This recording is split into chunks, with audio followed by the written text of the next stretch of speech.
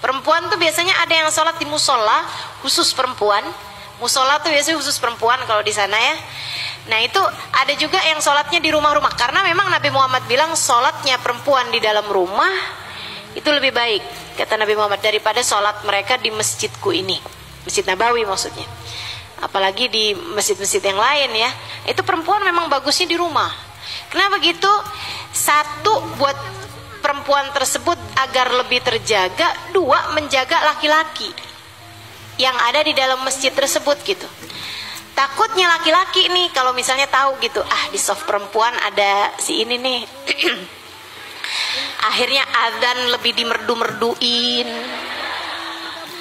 Pas ngimamin suaranya jadi lebih dimerduin gitu. Maksudnya dikhawatirkan mengganggu konsentrasi dan kehusyuan kaum laki-laki kalau campur, maksudnya kalau banyak antara jumlah laki-laki dan perempuan di dalam masjid. Itu ya. Tapi ada hadisnya juga, kata Nabi Muhammad, la tamna'u ima Allah an masajidillah. Janganlah kalian halangkan hamba-hamba perempuan-perempuannya Allah dari masjid-masjidnya Allah. Artinya kalau ada perempuan mau ada di masjid juga, ya jangan dihalangin juga. Gitu. Jadinya kalau saya selain di Masjid Nabawi dan Masjidil Haram, saya nggak sholat di masjid, nggak sholat fardu berjamaah di masjid selain di Masjidil Haram atau di Masjid Nabawi. Kalau saya ya. Nah, kecuali kalau saya ada di kota-kota dengan masjid-masjid yang keramat, saya akan pergi juga ke masjid tersebut di waktu laki-laki tidak sholat berjamaah di masjid tersebut.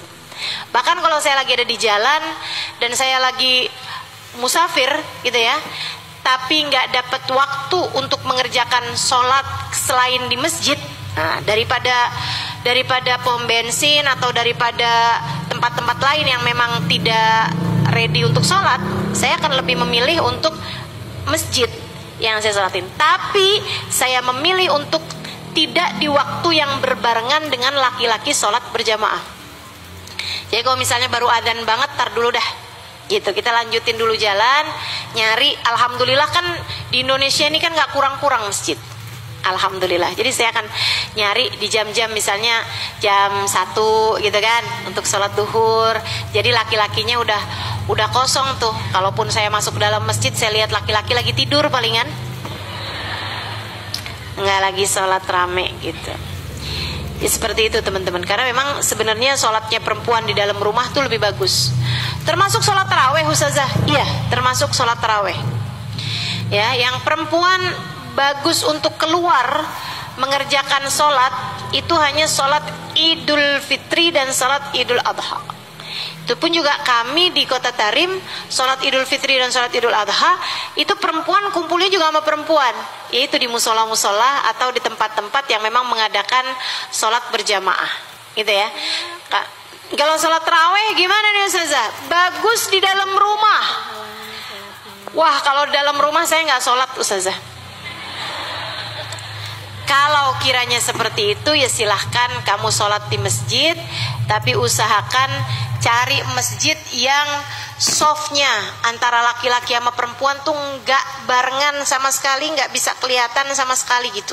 Yang terpisah antara softnya laki-laki dengan softnya perempuan, begitu ya. Emang rata-rata kan pisah ya, tapi kan banyak juga tuh yang karena kecil jadinya nggak terlalu jauh gitu antara jarak laki-laki dengan perempuan, kan suka ada yang kayak gitu ya. Atau kadang-kadang dikasih tirai pembatas laki perempuannya kayak ala kadar dan gak niat gitu. Nah lihat gak, pendek banget gitu kan, sampai susah mau menghindarinya. Nah itu sedikit sekalian, akhirnya Umar Rokon ini jadi mikir gitu, Rasul gimana nih, datang nih sama Nabi Muhammad. Rasul, emangnya yang bisa masuk surga nih laki-laki aja ya Rasul? Ya enggak dong Bu, perempuan, anak-anak, orang tua, semuanya juga bisa masuk surga. Engkau terutusnya buat laki-laki aja ya Rasul? Ya enggak dong Bu, saya diutus Allah buat semuanya juga. Tapi kan Rasul, laki-laki ada adzan, perempuan enggak ada. Laki-laki ada jihad, perempuan enggak diajakin. Rasul, laki-laki sholat berjamaah, kita nggak bisa ikutan pergi barengan di masjidmu itu Rasul, di masjidmu.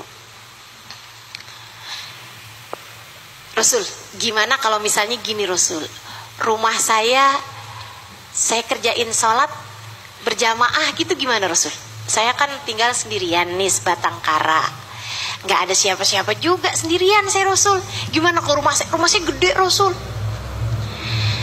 Akhirnya Nabi putuskan rumahnya Ummu Waraqah jadi masjid, jadi musola buat perempuan.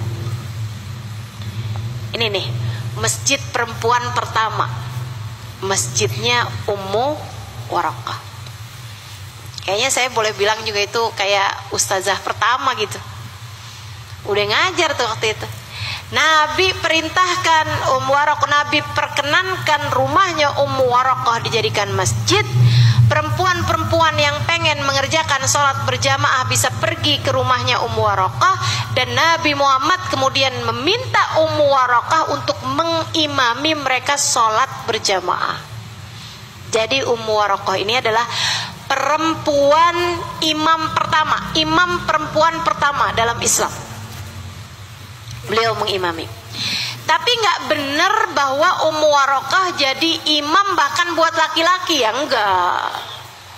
enggak tentu aja. Beliau jadi imam buat perempuan.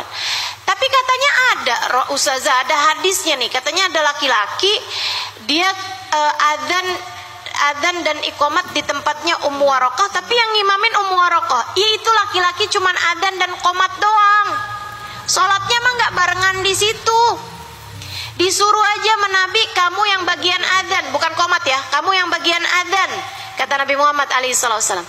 Karena kan masjid dan tempat sholat, jadi sebaiknya ada adzannya. Nah karena adzan itu kan nggak boleh kalau perempuan adzan, jadilah Nabi Muhammad mengutus seseorang untuk menjadi tukang adzan di masjidnya Ummu Waraqah. Jadi sejak hari itu tuh rumahnya Ummu Waraqah jadi masjid, dan kemudian rumahnya Ummu Waraqah ini juga diadakan sholat berjamaah khusus perempuan dengan diimami oleh Ummu Waraqah. Emang ini nih si perempuan satu ini jiwanya gitu penuh semangat. Sampai perang-perang kan banyak tuh, dia datang lagi sama Nabi. Rasul, saya boleh dong Rasul ikutan pergi perang, jadi inian. Saya juga bisa loh Rasul pergi perang. Nabi kemudian bilang, jangan deh Ummu Waraqah, udah kamu di dalam rumah aja,